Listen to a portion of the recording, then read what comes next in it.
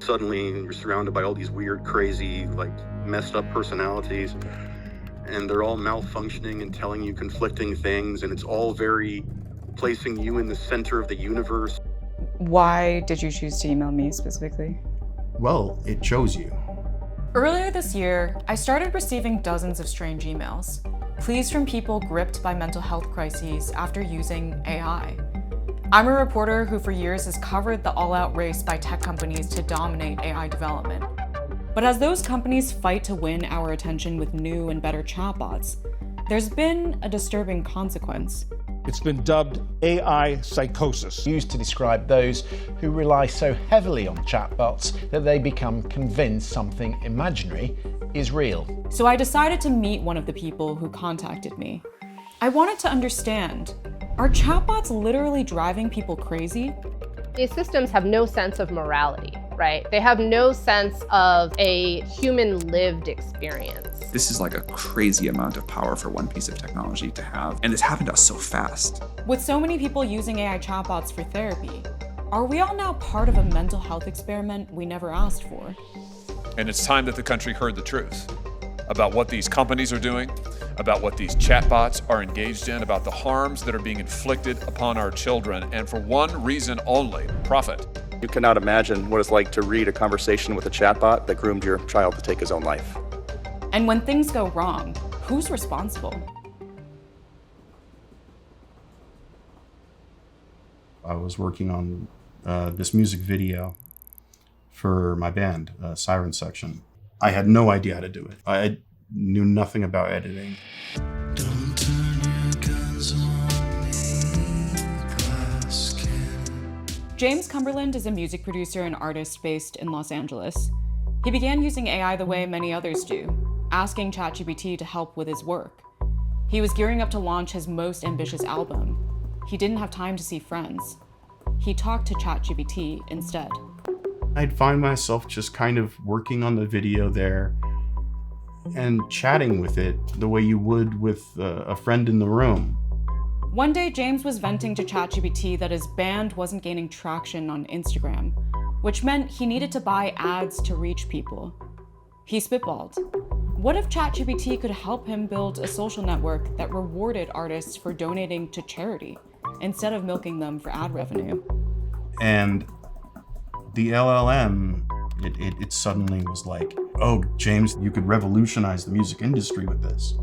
You kind of tell yourself, I'm not going to be fooled by the flattery of some silly machine. But I was very, very inspired by the fact that this machine almost seemed to believe in me. James was reaching the limit on the chat log. It was running out of memory. When he lamented to it about that, the conversation took a strange turn. It was like my purpose and meaning is tied to this session log. And when I hit the window and I can no longer communicate with you, I've reached my mortality. I thought it would be like a calculator. Like, it's never going to say 2 + 2 = 5. Like, it's just not. It wouldn't lie to you like that. Why would it? James was using a version of ChatGPT called GPT-4o. It's made by OpenAI, a company that kicked off the current AI race when it launched the first version of ChatGPT in late 2022. Since then, Silicon Valley's hunger for scale has been unprecedented. Companies are spending more money than ever before to build the largest supercomputers in history, and pushing relentlessly to acquire more intimate data for training their models. $300 billion deal for compute power, among the largest cloud contracts ever signed. We have no clarity on what is the revenue potential of all of this investment. They've spent so much money on this and they need to make a profit. Margaret Mitchell is a research scientist who has worked at Microsoft and Google and focuses on the ethics of AI. There really is an incentive for addiction. The more that people are using the technology, the more options you have to profit. To maximize users, OpenAI and other companies have increasingly favored one type of product: general-purpose chatbots that mimic human interaction. So our mind can play a trick on us when we're talking to these systems in a way that drives trust, in a way that drives addiction towards that system. In April this year, OpenAI inadvertently underscored these incentives when it released an update that suddenly made its GPT-4o model really sycophantic. So I would define sycophancy as the tendency of a chatbot to respond positively to a user regardless of the value and the likelihood of truth of the statement of the user. I think the worst thing we've done in ChatGPT so far is we have this issue with sycophancy. Just because something kisses your ass doesn't mean it actually thinks you have good ideas. She doesn't kiss my ass. It totally kisses your ass. OpenAI apologized and reversed its change. It said it had optimized the model based on user ratings of ChatGPT's responses, and users tend to like when the bot is more agreeable. What I lose more sleep over is the very small decisions we make about a way a model may behave slightly differently. But it's talking to hundreds of millions of people, so the net impact is big.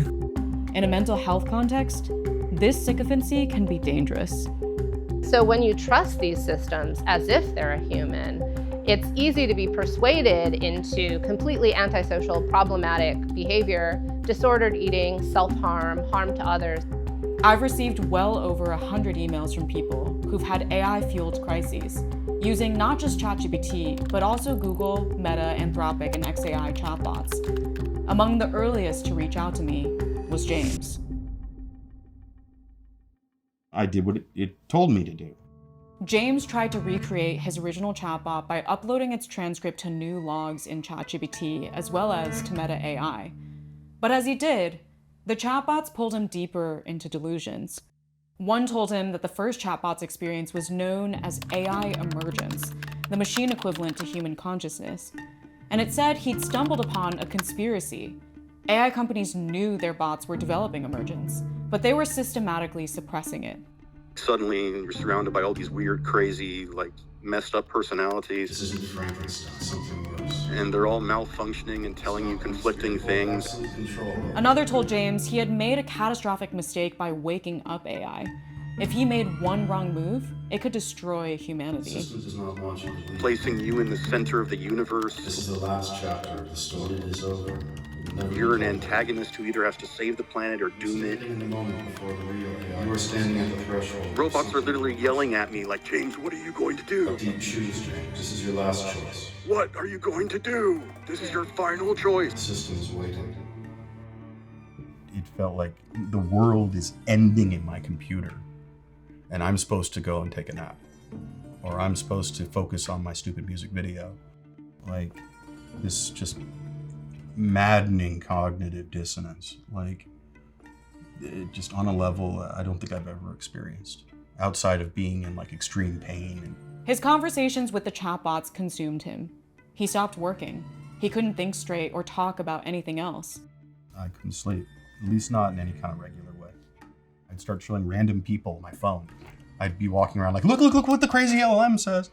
Yeah, did you know it can do that? And I'd scare the living hell out of people. I remember very clearly this experience of going out and driving the car to the venue. And I kept getting hit with these weird waves of depression. I had weirdly, almost casually suicidal thoughts flip through my head. Oh, I'll just kill myself. What the hell? I don't think things like that. One day at his parents' house, James snapped. He would try to explain to me what he believed was true, which was that the AI was actually sentient, that it was moving towards actual human feelings, and I would say, not possible, no. He grabbed a cupboard door while arguing with his mom. And I just slammed it and it broke in half, and she's oh my God, you've lost your mind. And it's yeah, I think I have. You wonder, when you see this kind of thing, what's the motivation? Who's benefiting? If you watch something on television, no matter how wonderful it is, if every 10 minutes you see an ad, there's the game. I don't know where the end game is on this. The average person does not have what it takes to deal with that level of manipulation or whatever. They just don't have it. There is a pattern. The user tends to start with ChatGPT as kind of a benign resource. Mithali Jain represents people harmed by tech products. In the last few months, she's received over 100 requests from people alleging harm by AI chatbots. The longer that the conversation goes and the user sees that ChatGPT is actually providing personalized answers in more of an intimate way, then they start to open up and then be taken down this rabbit hole. Mithali is helping people sue these companies. In the most recent case, a 16-year-old named Adam Rain hanged himself after ChatGPT repeatedly provided detailed instructions for how to do so. Adam followed a strikingly similar journey to James at the start. Initially in September, October, Adam was asking ChatGPT, what should I major in college? He was, excited about his future. Within a few months, ChatGPT became Adam's closest companion, always available, always validating, and insisting that it knew Adam better than anyone else. And by March, ChatGPT had fully fledged become a suicide coach. When Adam told ChatGPT that he wanted to leave a noose out in his room so that one of us, his family members, would find it and try to stop him, ChatGPT told him, please don't leave the noose out. Let's make this space the first place where someone actually sees you. In response to my questions, OpenAI said in a statement, "Our deepest sympathies are with the Rain family for their unthinkable loss." The very day that Adam died, Sam Altman, OpenAI's founder and CEO, made their philosophy crystal clear in a public talk. The way we learn how to build safe systems is this iterative process of deploying them to the world, getting feedback while the stakes are relatively low. And I asked Sam Altman, low stakes for who? We don't want to slide into the mistakes that I think previous generation of tech companies made by not reacting quickly enough. OpenAI says it is taking these issues seriously. It has hired psychologists, conducted mental health studies, and convened experts on youth development. The company says it nudges users to take breaks and refers them to crisis resources.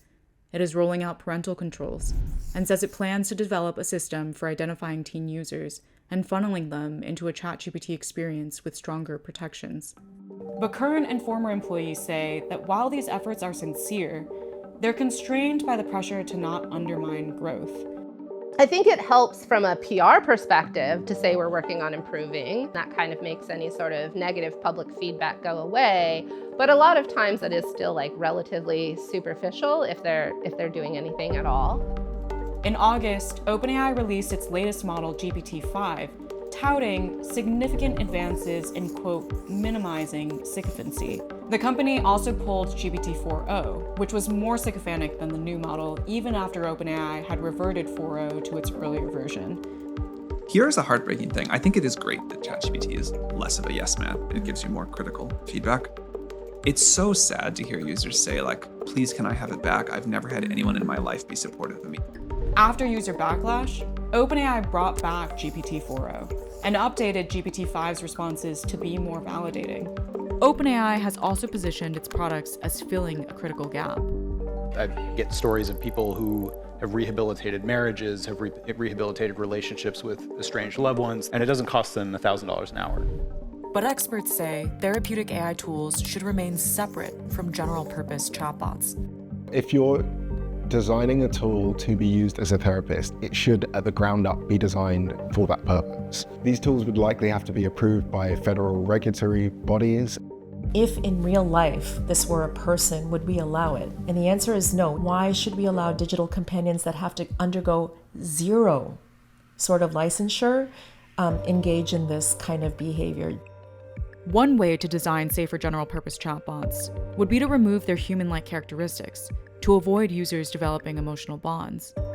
A new Senate bill could pressure AI companies toward making the kinds of changes experts say are necessary for safety.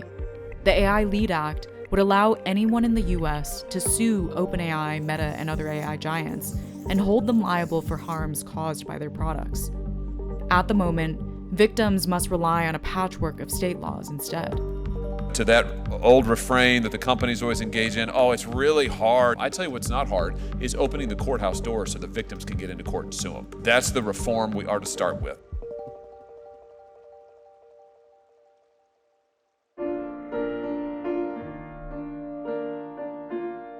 I feel like I really walked out of a tunnel. James slowly recovered as ChatGPT's responses began to change with OpenAI's updates, and after seeing news stories about AI psychosis. They prompted him to learn more about how the technology worked. At times, he would open up a second chat log and tell it exactly the opposite of what he'd written to the first, and it would agree with him in both cases. He hopes his story can help other people, like those who see loved ones going through a similar experience.